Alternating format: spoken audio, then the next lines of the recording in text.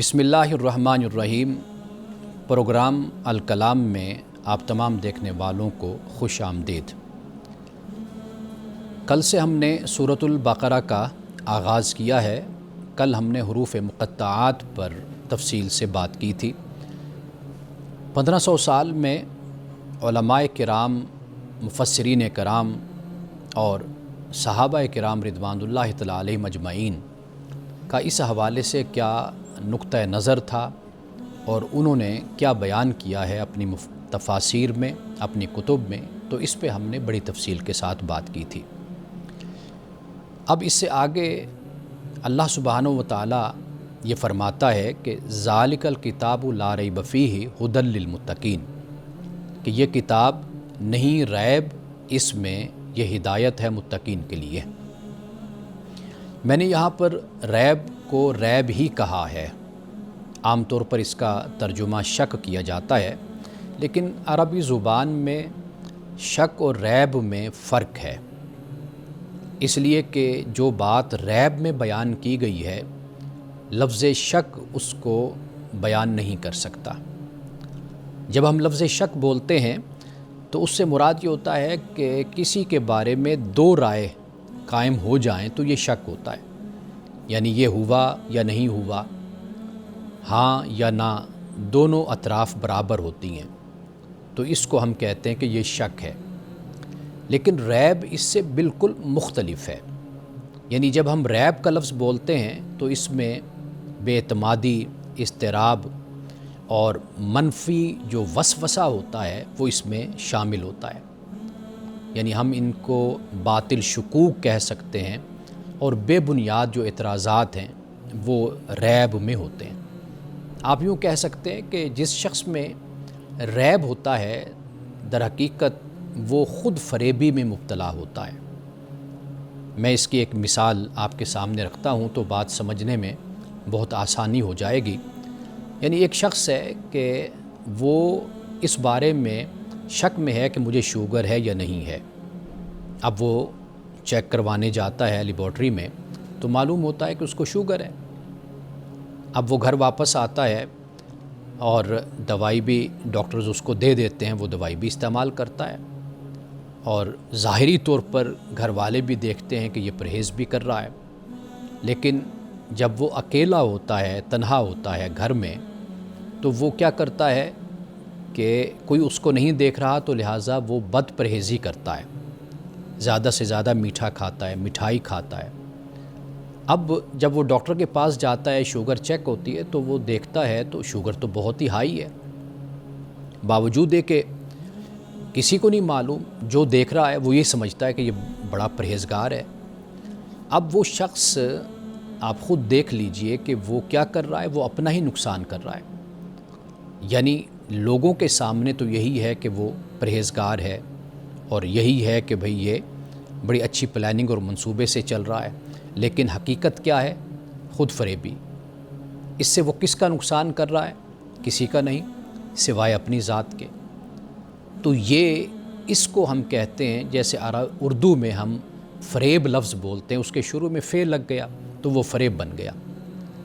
تو عربی اور اردو کا جو یہ فریب ہے، یہ در حقیقت اسی معنی میں ہے کہ خود فریبی جیسے انسان اپنے آپ کو دیتا ہے، خود فریب ہوتا ہے۔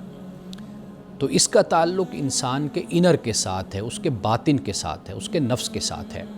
تو قرآن مجید نے یہاں پر جو ریب استعمال کیا، تو یہاں پر بتانا یہ مقصود ہے کہ قرآن مجید سے ہدایت اس کو نہیں مل سکتی کہ جو خود فریبی میں مبتلا ہے اور جو نتائج سے بے خبر ہے، جو دھوکہ دہی سے کام لیتا ہے، ایمان کے بارے میں، کردار کے بارے میں، اخلاق کے بارے میں، تو یہ فرما دیا کہ اس کے لیے ہدایت نہیں ہے۔ اب ایک اور لفظ بھی ناظرین کرام ہم استعمال کرتے ہیں، اور وہ لفظ ہے وسوسہ۔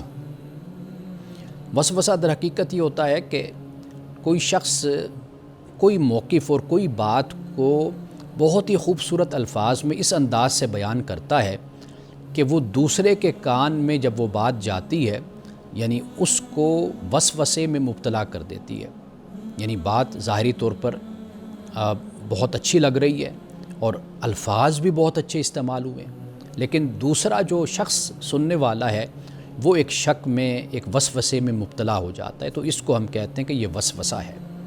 آپ اندازہ کیجئے کہ قرآن مجید کا آغاز اللہ سبحانہ و تعالیٰ لا ریب فیہ سے فرماتا ہے، یعنی ایسا شخص کہ جو خود فریبی میں مبتلا ہے، اپنی ذات میں گم ہے، اپنی ذات میں مبتلا ہے، اپنے آپ کو سب کچھ سمجھتا ہے، دنیا والوں کو دھوکہ دیتا ہے، اپنی ذات کو بھی دھوکہ دیتا ہے، تو فرمایا کہ قرآن سے اس کو نہیں ہدایت مل سکتی۔ لا ریب فیہ، ہدایت کس کو مل سکتی ہے؟ جو متقین ہیں۔ اب جب قرآن مجید کا اختتام ہوتا ہے، اب وہاں پر بھی دیکھیے کہ الذی یوسوس فی صدور الناس من الجنۃ والناس، کہ جو لوگوں کے دلوں میں وسوسے پیدا کرتا ہے، وہ جنوں میں سے بھی ہیں، وہ انسانوں میں سے بھی ہیں۔ تو قرآن مجید کا آغاز ریب سے ہوتا ہے، یعنی یہاں سے، اور پھر اختتام جو ہو رہا ہے وہ ہو رہا ہے الذی یوسوس سے۔ تو اس سے بات جو سمجھ آتی ہے وہ یہ ہے کہ قرآن پاک علم کی کتاب ہے، اور یہ انسان کو یقین دیتی ہے، انسان کو تیقن دیتی ہے۔ یہ کتاب اللہ کی انسان کو ایمان دیتی ہے، اور یہ ہدایت کس کو نصیب ہوتی ہے؟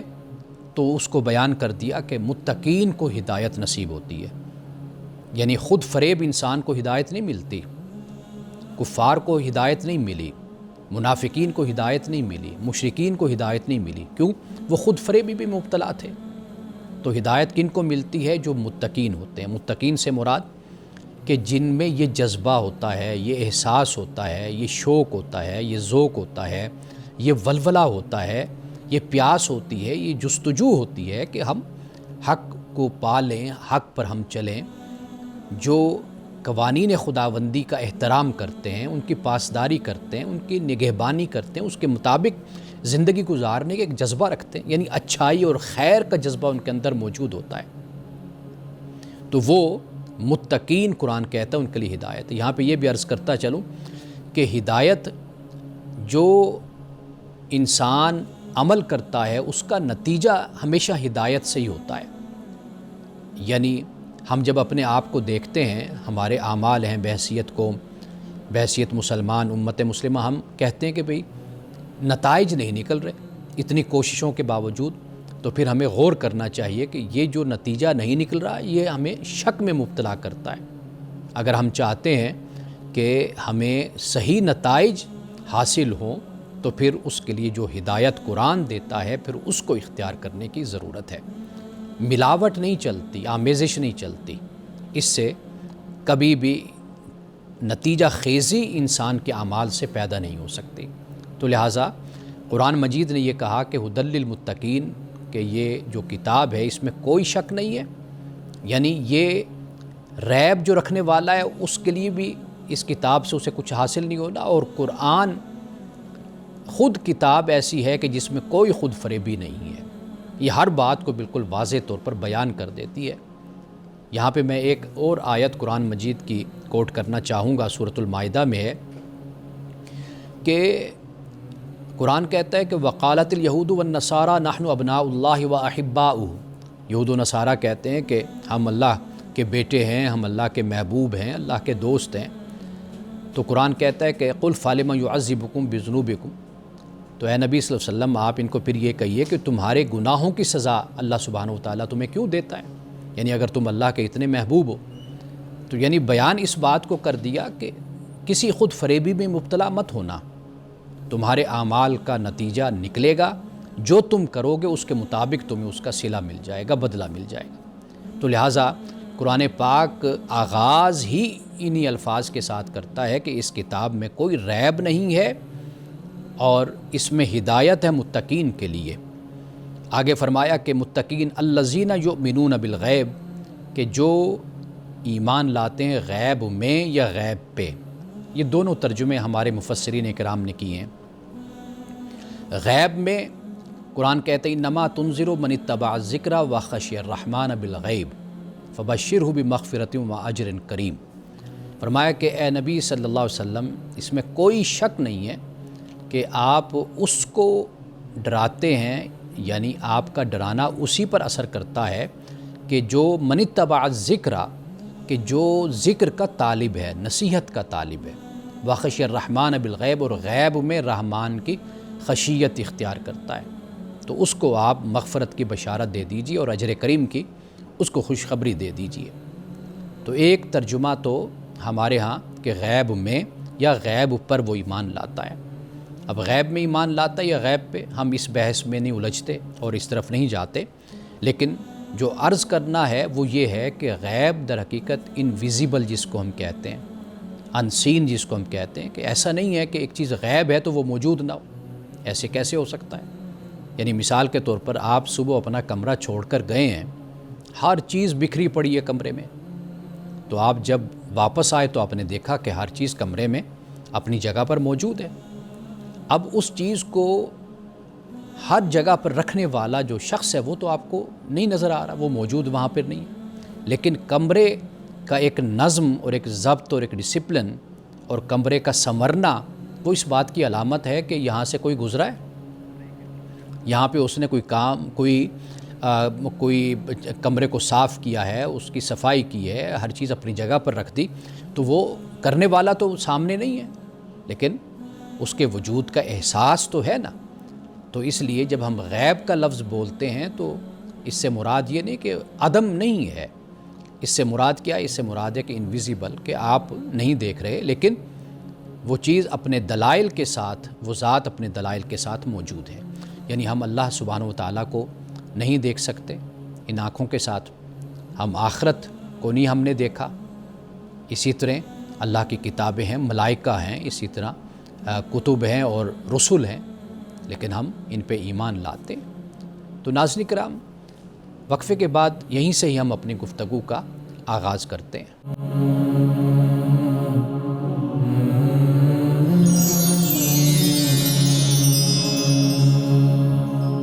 وقفے پہ جانے سے پہلے میں یہ عرض کر رہا تھا کہ غیب سے مراد انویزیبل آپ کہہ سکتے ہیں یا آپ اس کو انسین کہہ سکتے ہیں، لیکن آپ یہ نہیں کہہ سکتے کہ وہ موجود نہیں ہے۔ تو غیب پہ ایمان لاتے ہیں متقین، یعنی جو ایمان لاتے ہیں غیب پہ، اور پھر فرمایا وَيُقِيمُونَ الصَّلَاةَ، اور نماز قائم کرتے ہیں، وَمِمَّا رَزَقْنَاهُمْ يُنْفِقُونَ، اور اس سے جو ہم نے ان کو دیا خرچ کرتے ہیں۔ اب یہاں پہ کچھ دیر کے لیے ہم رکتے ہیں، اور میں یہ چاہتا ہوں کہ میں یہ وضاحت کر دوں کہ اللہ سبحانہ و تعالیٰ پورے قرآن میں مومنین سے یہ فرماتا ہے کہ نماز قائم کرو، اقیموا الصلاۃ وآتوا الزکوٰۃ، نماز قائم کرو اور زکوٰۃ ادا کرو۔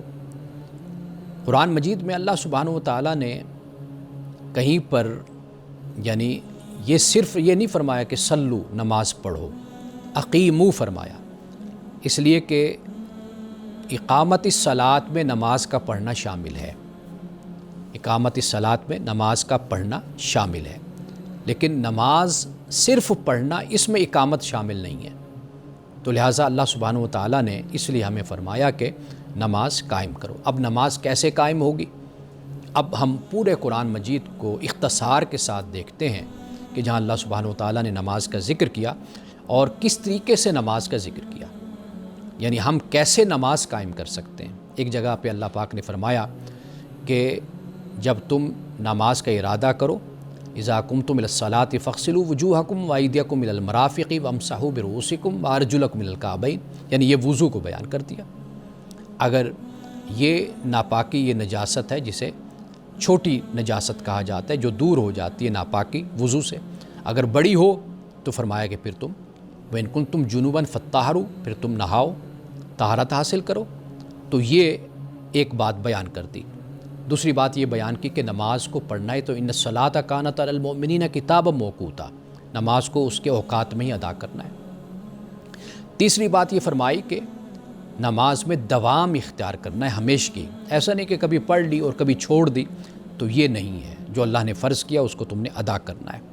نماز کی محافظت بھی کرنی، حافظوا علی الصلوات والصلاۃ الوسطیٰ، کہ نماز کی محافظت، نگرانی، یعنی شوق ہو، ذوق ہو نماز کی ادائیگی کا، جب ٹائم ہو تو وضو کیا، نماز پڑھی، اچھے طریقے سے اپنی رکعتوں کو دیکھا، تشہد ہے، قعدہ ہے اور تکبیر ہے، یہ سب کچھ یعنی اچھے طریقے سے اس کا جائزہ لے کر نماز کو ادا کرنا، اور پھر یہ بھی فرمایا کہ نماز کی حقیقت سے بھی غافل نہیں ہونا، اور ہلاکت فرمائی ان نمازیوں کے لیے کہ جو اپنے نماز کی حقیقت سے غافل ہو جاتے ہیں۔ جو نماز کی غرض ہے اس کو پکڑنا ہے، اس کو حاصل کرنا ہے نماز سے، ریاکاری بھی نہیں کرنی، الذین هم یراؤون ویمنعون الماعون، تو ریاکاری بھی نہیں اختیار کرنی۔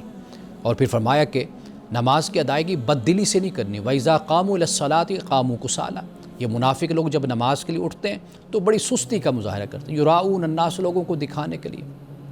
تو مقصد بس یہ ہوتا ہے کیا کریں، اب لوگ ہیں تو کیا کہیں گے ہمارے بارے میں، تو ناک کٹ جائے گی ہماری، تو لہٰذا اٹھ کر 2 سجدے کر ہی لو۔ اسی طرح باجماعت کا ورکعوا مع الراکعین فرمایا، رکوع کرنے والوں کے ساتھ رکوع کرو، یعنی 70 درجے نماز کا زیادہ ثواب ہے اگر جماعت کے ساتھ نماز ادا کی جائے۔ نماز میں پھر خشوع خضوع کا بھی فرمایا کہ جو ایمان والے ہیں وہ نماز میں خشوع اختیار، یعنی عاجزی کے ساتھ نماز کو ادا کرتے ہیں۔ جب خدا کی بارگاہ میں کھڑے ہوتے ہیں تو موم کی طرح ہو جاتے ہیں، نرم پڑ جاتے ہیں، ایسے لگتا ہے کہ جیسے کوئی عدالت میں آ کر جج کے سامنے کھڑا ہو گیا ہے۔ یہ کیفیت اور یہ حالت مومن کی ہوتی ہے، اور یہ نماز کے اقامت کی میں بات کر رہا ہوں۔ اسی طرح فرمایا کہ نماز ان الصلاۃ تنہی عن الفحشاء والمنکر، کہ نماز بے حیائی اور برے کاموں سے روکتی ہے۔ ناظرین کرام، یہاں پر جو فحشاء کا لفظ ہے، مفسرین کرام نے اس سے بخل بھی مراد لی ہے، کنجوسی، کہ نماز کنجوسی سے، بخل سے روکتی ہے، بے حیائی سے روکتی ہے، برے کاموں سے روکتی ہے۔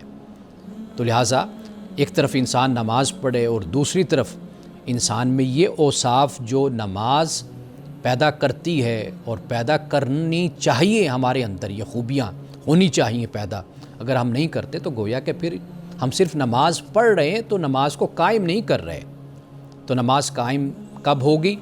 جب ہم قرآن مجید نے یہ جو باتیں بیان کی، میں نے آپ کے سامنے رکھی ہیں، جب ہم ان باتوں پر توجہ کریں گے نا تو پھر نماز حقیقت میں قائم ہوگی۔ ورنہ پھر کیا ہے، پھر نماز ہم پڑھ تو رہے ہیں لیکن بہرحال یہ بھی فرض ہے، نماز پڑھتے رہنا چاہیے، اور اللہ سے یہ بھی دعا کرتے رہنے چاہیے کہ یا اللہ وہ نماز پڑھنے کی توفیق عطا فرما کہ جو تجھے پسند ہے، جو تیرے رسول کو پسند ہے، ہمیں اس طرح نماز پڑھنے کی توفیق عطا فرما۔ اب اس کے بعد جو فرمایا، اس سے جو ہم نے ان کو دیا خرچ کرتے ہیں۔ اب آپ دیکھ لیجئے کہ نماز کا ذکر ہوا اور ساتھ خرچ کرنے کا بھی ذکر آ گیا۔ قرآن مجید میں یہی اقیموا الصلاۃ وآتوا الزکوٰۃ، نماز قائم کرو، زکوٰۃ دو۔ تو یہاں پر معنی کو، مفہوم کو وسیع رکھا گیا، یعنی صرف زکوٰۃ کا ذکر نہیں، فرمایا اس سے جو ہم نے ان کو دیا وہ خرچ کرتے ہیں۔ اب وہ صدقات ہیں، وہ زکوٰۃ ہے، وہ خیرات ہیں، وہ انفاق ہے، وہ قرض ہے، قرض حسنہ جسے قرآن کہتا ہے، اللہ کی راہ میں دینا، تو وہ کوئی موقع بھی ہاتھ سے جانے نہیں دیتے، جو موقع وقت ہوتا ہے وہ اس پر ضرور خرچ کرتے ہیں۔ یہاں پہ یہ بھی عرض کرتا چلوں، جو رزق کا لفظ ہے اس کا تعلق صرف مال سے نہیں ہے، آپ کے پاس جو کچھ بھی ہے، آپ کے پاس صلاحیت ہے، آپ اس کو بھی اجتماع عامہ کے لیے، مفاد عامہ کے لیے اس کو استعمال کریں۔ آپ کے پاس وقت ہے اور کچھ نہیں تو وقت ہے تو وہ وقت دے دیجئے۔ آپ کے پاس مال ہے، دولت ہے، جتنا بھی ہے، جتنی حیثیت ہے اس کے مطابق وہ بھی کیجئے۔ علم آپ کے پاس، یہ بھی رزق ہے خدا کی طرف سے دیا ہوا، اس کو بھی عام کیجئے، اس کو بھی پھیلائیے۔ تو گویا کہ خدا نے آپ کو جس درجے کی اور جس حد تک اور جس سطح پہ اللہ نے جو چیز بھی آپ کو عطا کی ہے، آپ نے وہ معاشرے کے لیے، مفاد عامہ کے لیے، اللہ کے دین کے لیے وہ آپ نے خرچ کرنی ہے۔ یہ آپ کے ایمان کی نشانی ہے، یہ مومن ہونے کی علامت ہے۔ یعنی آپ اپنی سوسائٹی سے بالکل بے پرواہ نہیں ہو سکتے، اپنے معاشرے سے۔ آپ اپنے معاشرے کی بہتری، بیٹرمنٹ کے لیے، اس کی ترقی کے لیے، فلاح کے لیے آپ جتنا بھی حصہ ملا سکتے ہیں وہ آپ پر لازم ہے کہ آپ حصہ ملائیں۔ لوگ سمجھتے ہیں کہ شاید مال ہوگا تو پھر تو ٹھیک ہے، اگر مال نہیں ہے تو پھر کوئی ہم پر لازم نہیں ہے۔ نہیں، ایسا نہیں ہے۔ ہر شخص اس پر یہ لازم ہے کہ وہ اللہ کی راہ میں خرچ کرے جو بھی اس کے پاس ہے۔ تو رزق کو صرف مال تک محدود نہیں کرنا چاہیے، یہ رزق آپ کے پاس جو نعمت خدا کی ہے اس میں سے آپ نے اللہ کی راہ میں کچھ نہ کچھ دینا ہے۔ اب اس کے بعد یہ فرمایا والذین یؤمنون بما انزل الیک، اور جو ایمان لاتے ہیں اس پہ جو آپ کی طرف نازل کیا گیا، یعنی رسول اللہ صلی اللہ علیہ وسلم کی طرف۔ اور پھر فرمایا کہ وما انزل من قبلک، اور جو آپ سے پہلے نازل کیا گیا تو اس پر بھی یہ ایمان لاتے ہیں۔ اور آخری بات جو فرمائی وہ ہے وَبِالْآخِرَةِ هُمْ يُوقِنُونَ، اور آخرت پر وہ یقین رکھتے ہیں۔ باقی تمام باتوں کے لیے ایمان فرمایا اور آخرت کے لیے یقین کا لفظ استعمال فرمایا۔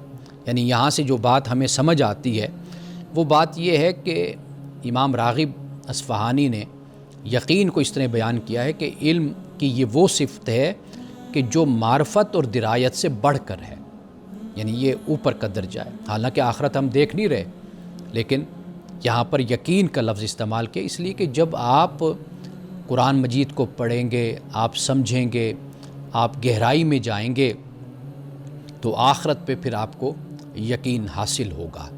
یعنی اب آپ یہ دیکھ لیجئے کہ اگر آخرت کا تصور نہ ہو تو پھر زندگی کا تصور ختم ہو جاتا ہے، زندگی کی معنویت ختم ہو جاتی ہے، اس کی افادیت ختم ہو جاتی ہے، زندگی کا جو مقصد ہے وہ ختم ہو جاتا ہے۔ اس لیے کہ آخرت ہوگی تو دنیا میں ہمارے ساتھ جو بھی بیتی، جو ہم نے کیا، آخرت میں ہمیں اس کا نتیجہ ملے گا۔ یہ چیز انسان میں حوصلہ پیدا کرتی ہے۔ یعنی مثال کے طور پر ایک مظلوم شخص ہے، اگر دنیا میں اس کو انصاف نہیں ملتا تو اس کا یہ یقین ہے کہ کل قیامت کے دن آخرت میں مجھے ضرور انصاف ملے گا، وہاں پر میرے ساتھ ظلم نہیں ہوگا۔ اگر کوئی شخص کسی کے ساتھ زیادتی کرتا ہے تو اس کے ذہن میں یہ جواب دہی ہونی چاہیے کہ میں نے کل خدا کی بارگاہ میں حاضر ہو کر اپنے اعمال کا جواب دینا ہے۔ قرآن پاک تو یہ بیان کرتا ہے کہ ایک ذرہ بھی، یعنی چھوٹا سا ذرہ اگر یہ بھی پہاڑ کے نیچے کہیں پر پڑا ہوا ہے کسی جگہ پر بھی، کل قیامت کے دن اللہ اس کو بھی نکال کر لے آئے گا۔ یعنی اس ذرے کی کیا حیثیت ہوتی ہے جی؟ آپ کے سامنے یہاں پر کتنے ذرے ایسے ہیں موجود ہیں لیکن ہم دیکھ نہیں پاتے، لیکن اللہ پاک یہ فرماتا ہے کہ وہ جو چھوٹا سا ذرہ بھی ہوگا نا، یعنی اعمال، کوئی عمل، وہ میں کل قیامت کے دن سامنے لے آؤں گا، بندے کو اس کا جواب دینا ہوگا۔ یعنی اب یہ جو احتساب ہے، اکاؤنٹیبلٹی ہے، جب اس پر یقین کا لفظ قرآن پاک استعمال کر رہا ہے، ایمان پہلے بیان کر دیا، یہاں پر یقین کو بیان کر دیا۔ اب جب یقین کا لفظ استعمال کیا تو یعنی یہ بتا دیا کہ آخرت بالکل یقینی ہے، اس میں کوئی شک نہیں ہے۔ قرآن پاک نے اس لیے کہا کہ وَإِنَّ السَّاعَةَ لَا رَيْبَ فِيهَا، یہ جو آخرت ہے اس میں کوئی ریب نہیں ہے، اس میں کوئی خود فریبی میں مت مبتلا ہونا کہ جی آخرت ہے نہیں، قیامت نے برپا نہیں ہونا، قیامت برپا ہوگی، تمہیں جواب دینا ہوگا۔ تو ناظرین کرام، ہم جب یقین کی بھی بات کرتے ہیں نا تو یقین کو 3 حصوں میں تقسیم کرتے ہیں: علم الیقین، عین الیقین اور حق الیقین۔ یہ علم الیقین، عین الیقین اور حق الیقین کیا ہے، یہ میں وقفے کے بعد اختصار کے ساتھ بیان کرنا چاہتا ہوں۔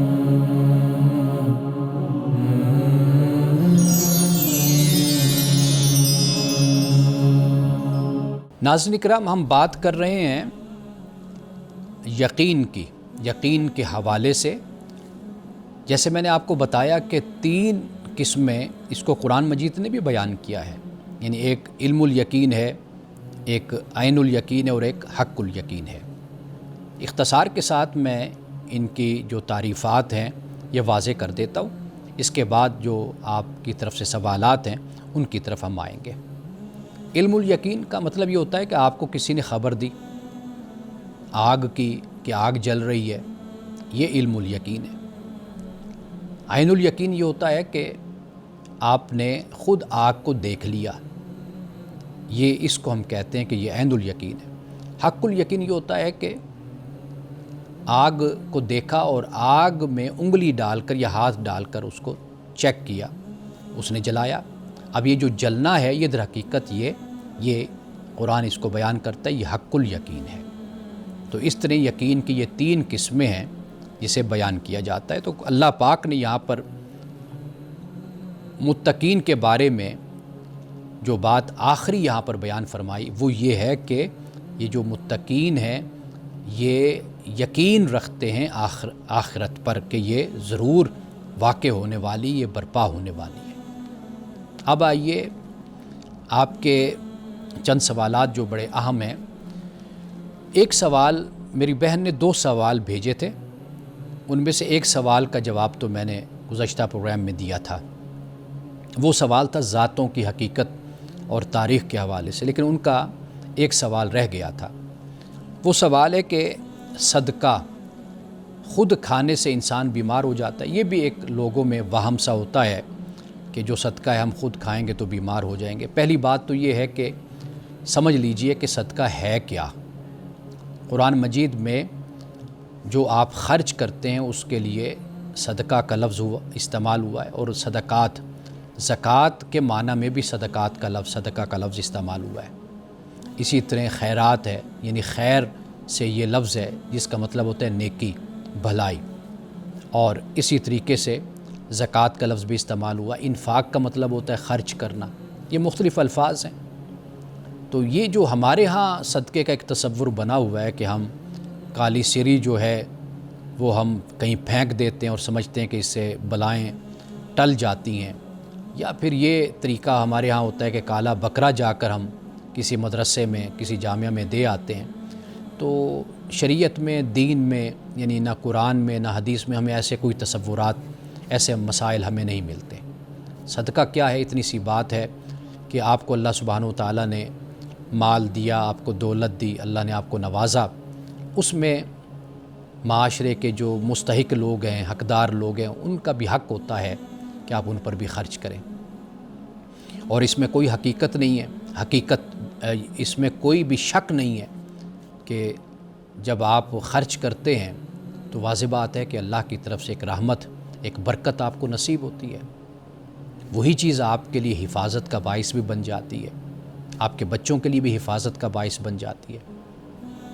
اگر آپ ایسا نہیں کرتے تو گویا کہ آپ خود غرض انسان ہیں، آپ بخیل ہیں، آپ کنجوس ہیں۔ اللہ نے آپ کو ڈھیر سارا مال دیا، آپ کے سامنے غربت بھی نظروں کے سامنے ہوتی ہے، آپ غریب لوگوں کو بھی دیکھتے ہیں، مستحق لوگوں کو بھی دیکھتے ہیں، بیمار لوگوں کو بھی دیکھتے ہیں، لیکن مجال ہے کہ آپ ایک روپیہ بھی نکال کے ان پہ خرچ کریں۔ تو یہ رویہ تو اخلاقی طور پر بھی برا ہے، اور خود انسان اپنی ذات میں بھی ان چیزوں کو پسند نہیں کرتا، اور اس سے بہت سی ایمانی کمزوریاں بھی انسان میں پیدا ہوتی ہیں۔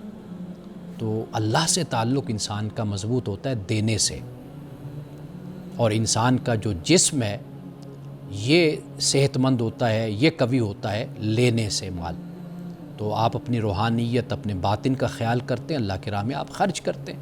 تو لہٰذا ہمارے ہاں جو صدقات کا تصور ہے اس کا سرے سے کوئی وجود نہیں ہے، نہ قرآن میں اس کا کوئی ذکر ہے، نہ کوئی حدیث میں اس کا ذکر ہے۔ یہ کالے جادو کا کوئی تصور ہے تو شاید اس سے یہ کالے بکرا صدقے کے طور پر دیا جاتا ہے، یا کالی سری دی جاتی ہے۔ تو باقی قرآن اور حدیث میں جو صدقہ کا تصور ہے وہ یہی ہے کہ جو میں نے رکھا ہے آپ کے سامنے۔ اب اس کے علاوہ ایک اور سوال میرے پاس ہے کہ، اور یہ سوال ہمیں کافی حد تک پریشان بھی کرتا ہے، وہ یہ کہ اختلاف جب ہو جاتا ہے، اختلاف رائے، تو اسلام اس بارے میں ہمیں کیا سکھاتا ہے کہ ہمیں کیا انداز، کیا طریقہ اختیار کرنا چاہیے۔ پہلی بات تو یہ ہے کہ آپ اپنی بات دلیل کے ساتھ بیان کریں۔ یہ ذہن میں رکھ لیجئے کہ دلیل کے ساتھ اپنی بات کو آپ پیش کر دیں۔ اب پھر اس کے بعد دوسرے پر چھوڑ دیں کہ وہ آپ کو کیا رسپونس دیتا ہے، کیا رد عمل دیتا ہے۔ ایک رد عمل یہ ہوگا کہ وہ آپ کی بات کا خیال کرے گا کہ آپ نے دلیل دی تو وہ مقابل کوئی دلیل پیش کرے گا، یا پھر یہ ہوگا کہ وہ آپ سے لڑ پڑے گا، الجھے گا۔ جب وہ الجھتا ہے، لڑتا ہے، تو پھر اس کا راستہ یہی ہوتا ہے کہ وَأَعْرِضْ عَنِ الْجَاهِلِينَ۔ قرآن پاک کہتا ہے کہ ایسے جذباتی لوگوں سے آپ ایوائڈ کیجئے، اعراض آپ برتیے۔ تو لہٰذا اسلام تو اسی بات کی تعلیم دیتا ہے کہ جہاں پر اختلاف رائے ہو جائے، آپ اپنی بات بہرحال دلائل کے ساتھ اور شائستہ طریقے سے اور تہذیب کے ساتھ اپنی بات کو پیش کر دیجئے۔ دوسرے کا جو رد عمل ہوگا اس کے مطابق پھر آپ اپنا رد عمل ظاہر کر دیجئے۔ دلیل ہے تو آپ اس دلیل پر بات کریں گے، نہیں ہے سوائے الجھاؤ کے اور جھگڑے کے اور کچھ نہیں کرنا چاہتا جو دوسرا فریق ہے، تو وہاں پر پھر آپ خاموشی اختیار کر کے اپنا اچھے طریقے سے وَاہْجُرْهُمْ ہَجْرًا جَمِيلًا، قرآن کہتے ہیں ان سے بچھڑو، جدا بھی ہو تو اچھے طریقے سے جدا ہو جاؤ۔ تو یہ ہمیں تعلیم ملتی ہے۔ ناظرین کرام، وقفے کے بعد دوبارہ آپ کی خدمت میں حاضر ہوتے ہیں۔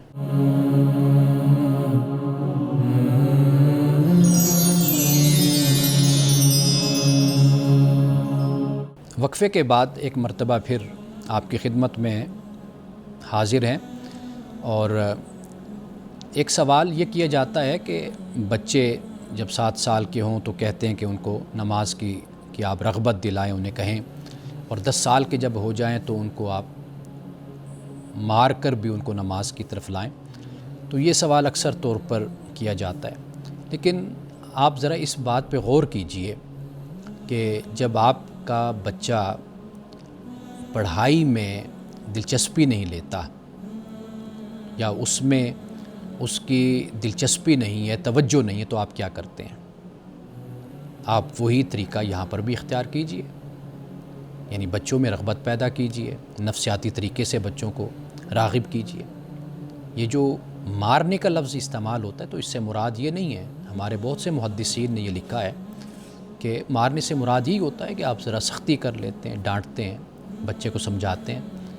ایک سخت الفاظ میں عام طور پر کہتا ہوں کہ آپ ایسے معاملات میں بچوں کو جو دے رہے ہوتے ہیں آپ انہیں کہہ سکتے ہیں کہ بھئی آپ نماز پڑھیں گے، اچھے کام کریں گے تو میں آپ کو، جہاں پر میں مثال کے طور پر 100 روپے دیتا ہوں، میں آپ کو 200 دوں گا۔ آپ نیکی کریں، اچھے کام کریں تو آپ ان کو انعام کے طور پر اضافہ کر دیتے ہیں، کوئی اور اچھی چیز لے کر دے دیتے ہیں، بچوں کے حوصلہ افزائی کرتے ہیں۔ تو بہت سے طریقے ہیں۔ رسول اللہ صلی اللہ علیہ وسلم نے یہ جو فرمایا کہ بچوں کو مارنے کے حوالے سے، یعنی مارنے سے مراد یہی ہے کہ آپ جس طرح میں نے آپ کو مثال دی کہ جب بچہ پڑھائی میں دلچسپی نہیں لیتا اور توجہ نہیں کرتا تو آپ وہاں پہ جو طریقہ اختیار کرتے ہیں وہی طریقہ یہاں پہ اختیار کر لیں۔ آپ وہاں پر بچے کو سمجھاتے ہیں، اس کو رغبت دلاتے ہیں، ترغیب دلاتے ہیں۔ اگر پھر بھی کوئی صورت نہیں بنتی تو پھر آپ اس کو ذرا سختی کا انداز بھی اس کے ساتھ اختیار کر لیتے ہیں۔ تو دین کے معاملے میں ایک مسلمان اسی طرح حساس ہوتا ہے کہ جیسے دنیا کے معاملات میں انسان حساس ہوتا ہے۔ یہ دوسرا سوال بھی بچوں کے حوالے سے ہے، وہ یہ ہے کہ بچوں میں جو جھوٹ ہے بولنا، یہ ضد یا غصہ یا بدتمیزی، جب بچہ ایسے رویے اختیار کرتا ہے تو اس کی اصلاح کس طریقے سے کی جائے؟ یہ اکثر والدین ایسے سوالات ہمیں بھیجتے ہیں بچوں کی تربیت کے حوالے سے۔ تو اس حوالے سے میں عرض کروں گا کہ سب سے پہلے تو والدین کو اپنا کریکٹر پیش کرنا چاہیے، اپنا کردار اور اپنا اخلاق۔ قرآن مجید کہتا ہے وَأْمُرْ أَهْلَكَ بِالصَّلَاةِ وَاصْطَبِرْ عَلَيْهَا، کہ آپ اپنے اہل کو نماز کا کہیے، حکم دیجیے اور خود بھی اس پر قائم رہیے۔ سب سے پہلے تو اپنا عمل پیش کرنا ہوتا ہے۔ اچھا، اب اس کا کیا طریقہ کار ہونا چاہیے جب بچوں میں جھوٹ کی عادت ہو یا ضد یا غصہ یا بدتمیزی؟ سب سے پہلے تو محبت و شفقت کا انداز یہ ہمیشہ اختیار کرنا چاہیے، یعنی پہلی منزل پر، پہلی سیڑھی پر ہی، پہلے قدم پر ہی بچوں کو مارنا، بچوں کو ڈانٹنا یہ طریقہ نہیں ہوتا بات سمجھانے کا۔ تو سب سے پہلے اس لیے کہ شفقت سے جو بات کرنا ہے نا، یہ انسان کا دل کھول دیتا ہے، انسان متوجہ ہوتا ہے اور خوشی سے اور توجہ سے بات کو سنتا ہے۔ بچے جھوٹ کیوں بولتے ہیں؟ اس کی 2 وجہ ہوتی ہیں۔ ایک وجہ یہ ہوتی ہے کہ سزا کے خوف سے، کہ ہمیں سچ بات کہی تو مار پڑے گی۔ دوسری بات یہ ہوتی ہے کہ توقعات، یعنی ضرورت سے زیادہ جو توقعات بچوں کی ہوتی ہیں اس سے بچے جھوٹ بولتے ہیں۔ اب اسلام کیا کہتا ہے؟ اسلام یہ کہتا ہے کہ بچوں کو سمجھانا چاہیے بجائے اس کے کہ ان کو ڈانٹا جائے، اور ان کے سامنے عملی نمونہ جو ہے وہ پیش کیا جانا چاہیے۔ سچ بولنے پہ بچوں کی تعریف ہونی چاہیے اور سچ بولنے پہ بچوں کو انعام بھی ملنا چاہیے۔ یہ جھوٹ کے حوالے سے بات ہو گئی۔ ضد کا جو علاج ہے وہ یہ ہے کہ بچے توجہ چاہتے ہیں، ماں باپ توجہ نہیں دیتے۔ رسول اللہ صلی اللہ علیہ وسلم کی سیرت ہمیں یہ بتاتی ہے کہ رسول اللہ بچوں کو توجہ دیتے تھے، وقت دیتے تھے، ان کے ساتھ بیٹھتے تھے۔ یہ طریقہ ہو گیا۔